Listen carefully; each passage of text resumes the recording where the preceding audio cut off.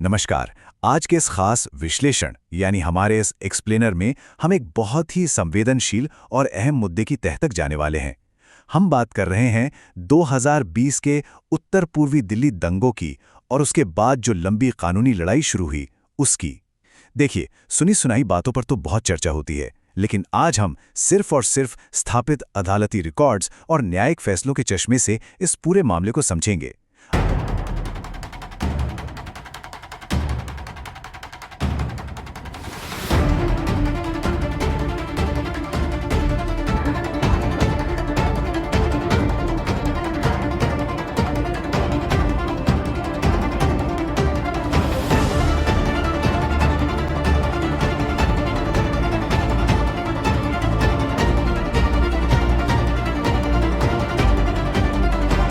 आखिर बंद दरवाजों के पीछे अदालतों में चल क्या रहा है? चलिए, बिना किसी देरी के शुरू करते हैं। आगे बढ़ने से पहले जल्दी से देख लेते हैं कि आज हम किन किन पहलुओं पर बात करेंगे। एक बार उस जमीनी हकीकत को समझना बहुत जरूरी है जो फरवरी 2020 में देश की राजधानी में घटी थी। फरवरी 2020 का वो हफ्ता शायद ही कोई भूल पाया हो। नागरिकता संशोधन अधिनियम, जिसे हम सीए के नाम से भी जानते हैं, उसे लेकर देश भर में विरोध प्रदर्शन चल रहे थे। इसी बीच 23 फरवरी को उत्तर पूर्वी दिल्ली में अचानक झड़पें शुरू हो गई। 24 और 25 फरवरी आते आते हालात पूरी तरह से बेकाबू हो गए। जाफराबाद, मौजपुर, करावल नगर, इन सब इलाकों की सड़कों पर भारी भीड़ जमा थी और बड़े पैमाने पर आगजनी हो रही थी। करीब 4 दिन बाद 27 फरवरी को जाकर ये भयानक हिंसा कुछ शांत होनी शुरू हुई। और देखिए, ये सिर्फ कुछ दिनों की बात नहीं थी, इसके पीछे जो तबाही का मंजर था वो सच में दिल दहला देने वाला था। स्थापित तथ्यों के मुताबिक इन दंगों में 53 लोगों की जान चली गई, 700 से ज्यादा लोग गंभीर रूप से घायल हुए। और सबसे दुखद बात यह है कि दोनों ही समुदायों को इस खौफनाक हिंसा का भारी नुकसान उठाना पड़ा। घरों, दुकानों, यहाँ तक कि पूजा स्थलों को भी नहीं बख्शा गया। बड़े पैमाने पर तोड़फोड़ हुई और इसी भारी तबाही के बाद शुरुआत हुई उस जटिल कानूनी लड़ाई की जिसे आज हम डिकोड कर रहे हैं। अब सीधे अदालतों का रुख करते हैं। हमारा दूसरा हिस्सा है जब सबूतों से मिली सजा, यानी वो मामले जहां अभियोजन पक्ष अपने दावों को साबित करने में पूरी तरह कामयाब रहा। अदालती रिकॉर्ड्स में दर्ज एक बेहद अहम मामला देखते हैं। 24 फरवरी 2020 की बात है। करीब 100 से 150 हथियारबंद दंगाइयों की एक बेकाबू भीड़ ने एक दुकान में जमकर तोड़फोड़ की और फिर उसे आग के हवाले कर दिया। जब यह मामला कोर्ट में पहुंचा तो अदालत ने 6 लोगों को दंगा करने, अवैध रूप से इकट्ठा होने और आगजनी करने का दोषी पाया। लेकिन पता है, इसमें सबसे गौर करने वाली बात क्या थी? ये सजा मुख्य रूप से सिर्फ एक पुलिस कांस्टेबल की गवाही के आधार पर तय हुई थी। अब सवाल ये उठता है कि सिर्फ एक पुलिस वाले की गवाही पर सजा कैसे? इसके जवाब में अतिरिक्त सत्र न्यायाधीश प्रवीण सिंह जी के इन सटीक शब्दों पर जरा गौर कीजिएगा। उन्होंने कहा था, अदालत पुलिस गवाह की गवाही पर भरोसा कर सकती है यदि वो विश्वसनीय पाई जाए और उचित संदेह से परे साबित हो। दरअसल बचाव पक्ष की दलील थी कि गवाह तो एक पुलिस वाला है, उस पर कैसे भरोसा कर लें। लेकिन जज साहब ने बिल्कुल साफ कर दिया कि किसी भी गवाह की अहमियत उसके पेशे से नहीं बल्कि उसकी विश्वसनीयता से तय होती है। और चूंकि यहां बचाव पक्ष उस कांस्टेबल की गवाही में कोई भी कमी नहीं निकाल पाया तो अदालत ने मान लिया कि जुर्म साबित हो गया है। लेकिन ठहरिए, सिक्के का एक दूसरा पहलू भी है और यहीं से हम अपने तीसरे हिस्से की तरफ मुड़ते हैं, खामियों वाली जांच और बरी होना। यहां कहानी पूरी तरह से पलट जाती है। कई ऐसे मामले सामने आए जहां खुद जजों ने पुलिस की जांच के तरीकों पर गंभीर सवाल उठाए और नतीजे के तौर पर आरोपियों को बरी करना पड़ा। चलिए एक बहुत ही हैरान करने वाला उदाहरण लेते हैं। अदालत में एक मामला आया जहां अभियोजन पक्ष ने बड़े विश्वास के साथ दावा किया कि 2 पुलिसकर्मियों ने करावल नगर चौक पर एक भीड़ को ऑटो रिक्शा जलाते हुए अपनी आंखों से देखा। सुनने में एकदम पुख्ता सबूत लगता है ना? लेकिन जब कोर्ट ने पुलिस के आधिकारिक जांच रिकॉर्ड और लॉगबुक को खंगाला तो सच्चाई कुछ और ही निकली।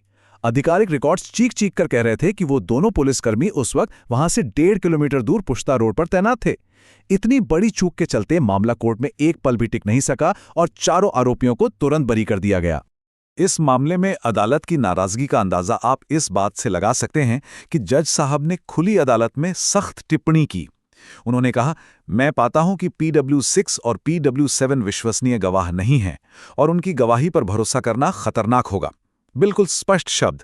मतलब जब पुलिस के अपने ही रिकॉर्ड्स उनके गवाहों के बयानों को झुठला रहे हों, तो हमारी न्याय व्यवस्था ऐसे कमजोर सबूतों को सिरे से खारिज कर देती है।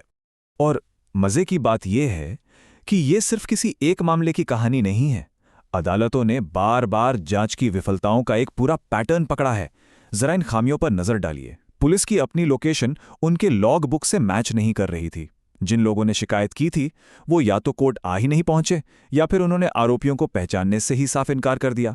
जो सीसीटीवी फुटेज सबूत के तौर पर पेश किए गए वो घटनाओं से मेल ही नहीं खा रहे थे। और सबसे हैरान करने वाली बात, घटना के वक्त वहां मौजूद आम पब्लिक में से किसी को गवाही नहीं बनाया गया। तो अब सोचिए, इस तरह की जांच का अंतिम परिणाम क्या निकला होगा। चलिए अपने चौथे हिस्से पर आते हैं, आंकड़ों में फैसले। ये वो आंकड़े हैं जो मुकदमों की इस पूरी तस्वीर को एकदम साफ कर देते हैं। अगर आप अदालती फैसलों के इन आंकड़ों को देखेंगे तो शायद हैरान रह जाएंगे। अब तक जो 116 प्रमुख फैसले सुनाए गए हैं, उनमें से 97 मामलों में आरोपी सीधे तौर पर बरी हो गए हैं। जी हां, 97। और सजा कितनों को मिली? सिर्फ 19 मामलों में। मतलब साफ है कि लगभग हर 5 में से एक मामले में अदालत ने पुलिस जांच की कड़ी आलोचना की है। बरी होने का इतना बड़ा आंकड़ा इन्वेस्टिगेशन की क्वालिटी पर एक बहुत ही बड़ा सवालिया निशान लगाता है। और अगर आपको लग रहा है कि ये आंकड़े चौंकाने वाले हैं तो जरा इस नंबर 12 पर गौर कीजिए। कम से कम 12 ऐसे अलग अलग मामले रहे हैं जिनमें जजों ने अपने आदेश में साफ साफ लिखा है कि पुलिस ने पूरी तरह से मनगढ़ंत सबूतों या एकदम फर्जी गवाहों का इस्तेमाल किया था। कुछ मामलों में तो हालात यहां तक पहुंच गए कि कोर्ट को पता चला कि पुलिस वालों ने खुद ही गवाहों के बयान डिक्टेट किए थे। ये सच में सोचने पर मजबूर करता है कि आखिर इन मुकदमों की नींव कितनी मजबूत थी। खैर, अब हम अपने इस एक्सप्लेनर के आखिरी और शायद सबसे उलझे हुए हिस्से की तरफ बढ़ते हैं, जारी साजिश के मुकदमे। ये वो हाई प्रोफाइल मामले हैं जो आज भी अदालतों में लंबित हैं और जिन पर पूरे देश की नजरें टिकी हुई हैं। इन सभी बड़े मुकदमों के केंद्र में एक खास कानून है, यूएपीए यानी गैर कानूनी गतिविधियां रोकथाम अधिनियम। सरल शब्दों में कहें तो ये एक बेहद सख्त आतंकवाद रोधी कानून है। पुलिस का दावा है कि विरोध प्रदर्शनों की आड़ में दंगे भड़काने की एक बहुत बड़ी पूर्व नियोजित साजिश रची गई थी और इसी के तहत कई कार्यकर्ताओं और छात्र नेताओं पर इस कानून का इस्तेमाल किया गया है, जिसमें जमानत मिलना लगभग नामुमकिन सा होता है। अब इस कानून के तहत कानूनी प्रक्रिया कितनी लंबी और थकाऊ हो सकती है, इसका एक बहुत बड़ा उदाहरण है सामाजिक कार्यकर्ता उमर खालिद। वो सालों से जेल में हैं और उनका ट्रायल अभी तक पूरा नहीं हुआ है। हाल ही का अपडेट ये है कि उन्हें अपनी बीमार मां की सर्जरी के लिए केवल 3 दिन की अंतरिम जमानत मिली थी, वो भी दिल्ली हाईकोर्ट से, क्योंकि निचली अदालत ने तो वो भी खारिज कर दी थी। ये स्थिति साफ दिखाती है कि इन मामलों में बिना फैसला आए इंसान कितने लंबे समय तक जेल की सलाखों के पीछे रह सकता है। तो आखिर इन साजिश वाले मुकदमों में कोर्ट के अंदर चल क्या रहा है? देखिए, यहां 2 बिल्कुल अलग अलग तर्क आमने सामने खड़े हैं। एक तरफ पुलिस पूरी मजबूती से दावा करती है कि उनके पास व्हाट्सएप ग्रुप्स और सीक्रेट मीटिंग्स के जरिए रची गई इस साजिश के पक्के सबूत हैं।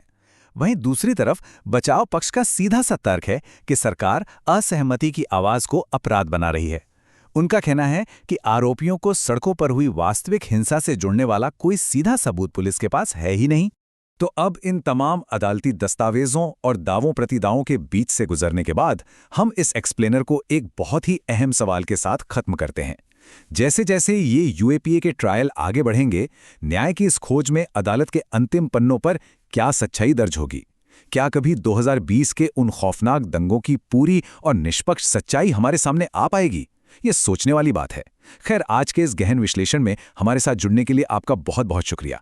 चीजों को समझते रहिए और गहराई में जाते रहिए। ऐसी और पूरी जानकारी और पूरा वीडियो देखने के लिए YouTube चैनल नागरिक न्यूज को अभी सब्सक्राइब करें।